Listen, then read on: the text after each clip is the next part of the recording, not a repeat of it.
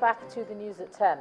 The Senate President, Bukola Saraki, says Nigeria can only harness its economic potential when its people live together, irrespective of tribal, religious and political differences.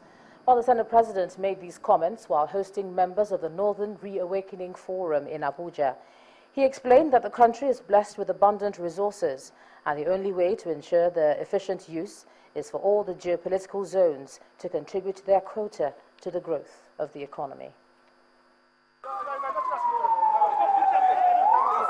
Just when Nigerians thought that bomb attacks were gradually waning in the country, the past 2 weeks have seen a resurgence of terrorist attacks, particularly in the northern part of the country.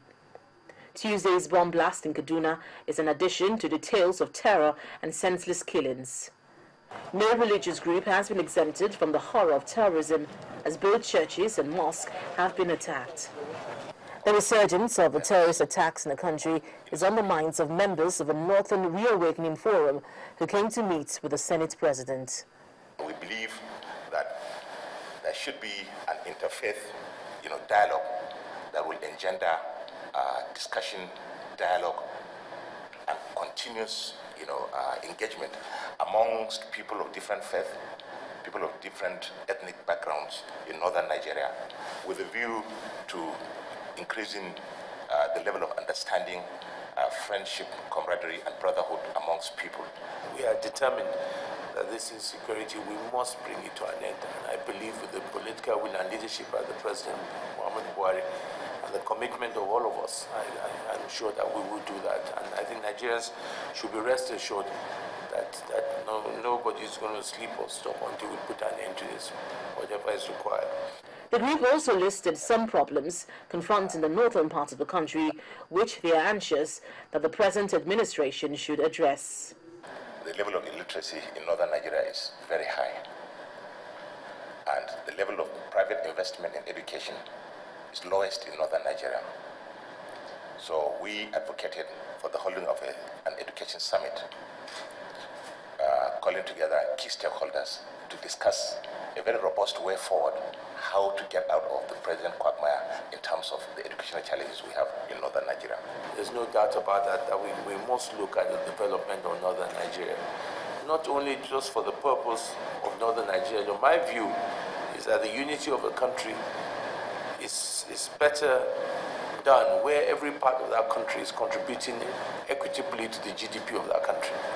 For as long as one part of the country feels that another part is not contributing, you're not going to have unity. To be, we are doing and you are just taking. Senator Saraki also maintained that every part of the country is important and should be encouraged to actively participate in the development of the nation. Linda Akibi, Channels Television News. Let's take a look at what's happening in business, and Gimba Umar joins us shortly. First Bank. You first.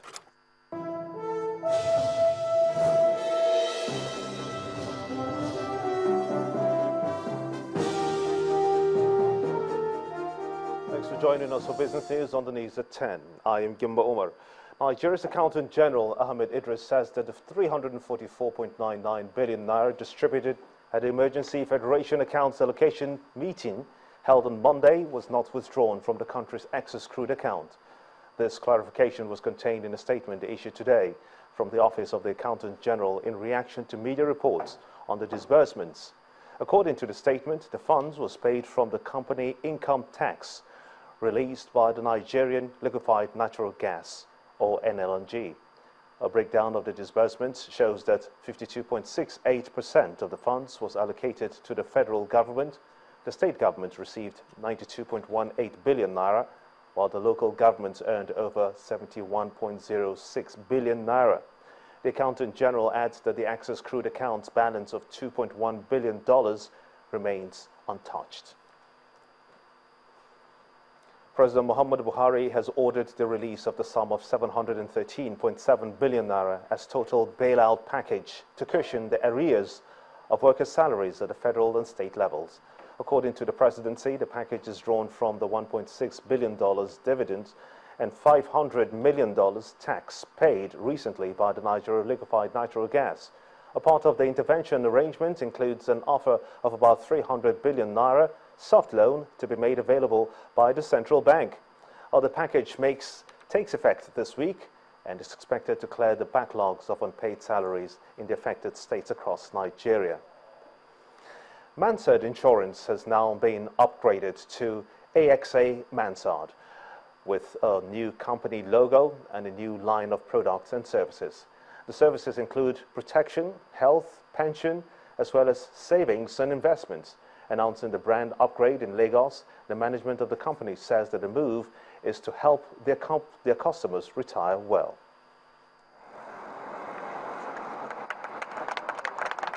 The logo unveiling of Mansard Insurance PLC with a brand upgrade to AXA Mansard Insurance PLC.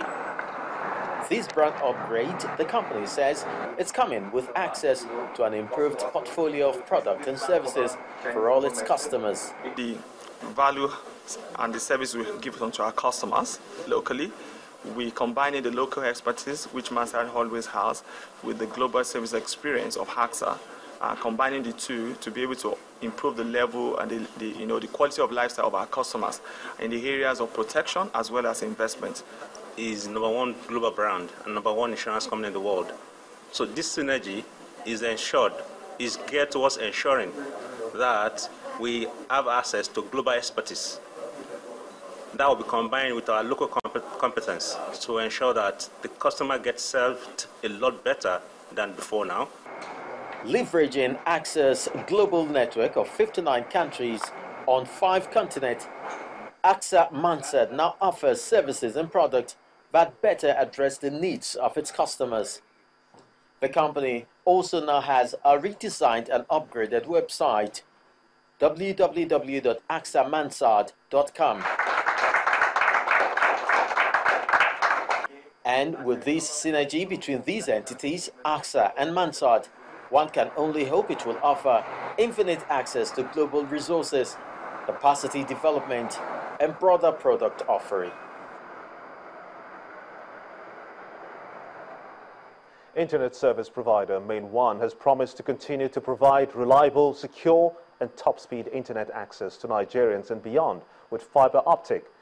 At its 5th anniversary of the company, the Chief Executive Officer of Main1, Ms. Funke Okweke, says that even in the face of daunting challenges like epileptic power supply in Nigeria, the company has kept consumers' satisfaction a priority.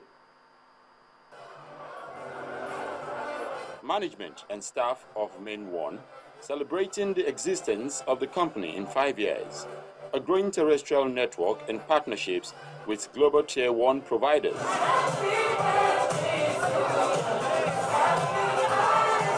With open access submarine fiber optic cable to provide businesses with reliable, secure and direct internet access, the management says the journey of rendering a wide range of products and services has been worth the while. When we started the company and we formed the vision to bridge the digital divide and improve internet services in this part of the world, it was a challenging task because we had to raise $240 million to put the company into operation. So before we generated any revenue, we actually invested $240 million in the project, which was a considerable risk. It was like, it's not possible. Who are these people? Is this AT&T? Nobody heard of Main1 or nobody knew about Main1. But today it's a different story. You cannot mention Main1 today globally without recognition. Some of the clients expressed their satisfaction. One of the first telecom operator or a customer that started bought capacity from Main1 and it launched 5 years ago. And I have been working with Main1 and their team for the last 4 years now. And their services are excellent. The cable, the capacity, everything. We are very happy with their services, and also we are happy with the way we have been treated and the professionalism of the team. And after 5 years of providing internet services, Main1 promises to continue helping its clients keep their communications flowing.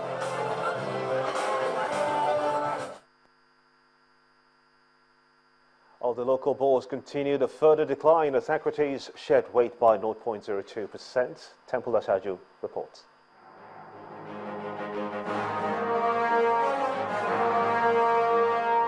Hello and welcome to Stock Market Report. Our stocks value at the local bourse continued to decline as equities shed weight by 0.20% at the end of Tuesday's session. Losses in the industrial class of equities left the key benchmark index at 32,380.26 points with a market capitalization of 11.05 trillion naira. The market breadth was negative with 25 decliners to 18 advancers, and Total slipped the most by 3.82%, while Nigerian breweries lost 2 naira 91 kobo. WAPCO in the third place shed 1 naira 50 kobo in its value. Leading the gainers pack is Forte Oil with a 6 naira increase, while Dangote Cement followed with 1.18% gain, translating to 2 naira appreciation. Now, Stanbic IBTC added 1 naira 20 kobo to its share price. And then the banks continue to lead the volumes log, with Zenith Bank, Wema Bank, and Guarantee Trust Bank taking the lead. And at the close of the session, a total of 217.13 million shares were exchanged for 2.99 billion naira in 3,737 deals. And that's it on the Stock Market Report. I'm Temple Ashaju.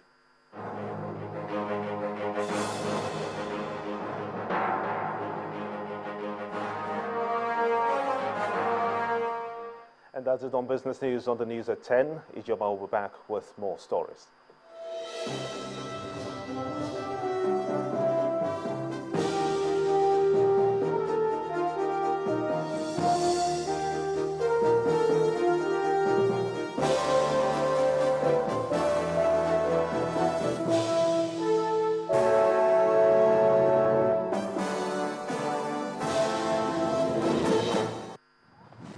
First Bank.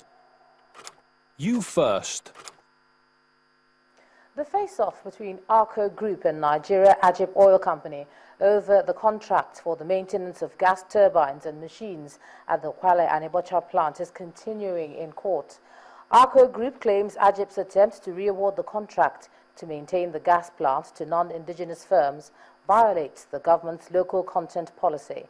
At a resumed hearing in the High Court sitting in Port Harcourt, the adoption of addresses for jurisdiction was stalled owing to the inability of Ajib's counsel to file a memorandum of appearance before the court. This appearance in court by counsels to Arco Group, an indigenous engineering maintenance and service company, and Nigeria Ajib Oil Company is sequel to an adjournment on June the 2nd, 2015.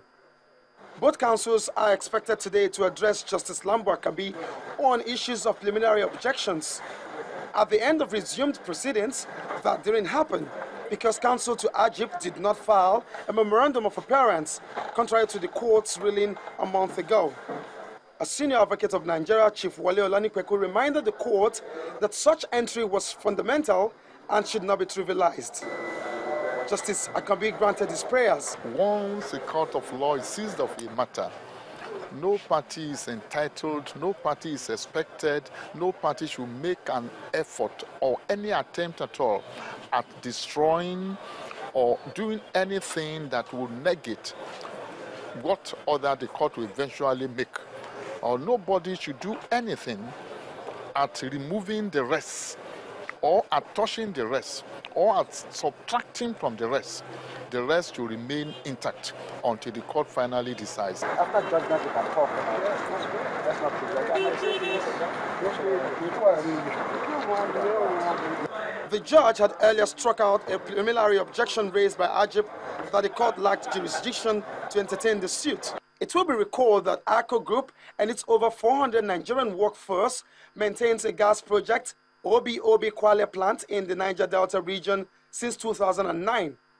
Ajib, on its part, prefers to re-award the job to another company with an Italian root, which is in clear defiance of the provisions of Sections 3, Subsections 2 and 3 of the Nigerian Oil and Gas Industry Content Development Act 2010, arguing that it has demonstrated ownership of equipment, Nigerian personnel and capacity, and therefore deserves the right to be considered for such contract or any extensions of its duration. Justice Ekabi has adjourned the case to Monday, 26th October 2015. Meanwhile, the judge also has ruled that all parties to the suit must in consequence maintain the status quo. Olu Phillips, Channels Television News. Next on the news at 10, Athletics Federation of Nigeria invites 50 athletes to camp for the All-Africa Games to be held in Congo, Brazzaville. That's on Sports News. With yours again.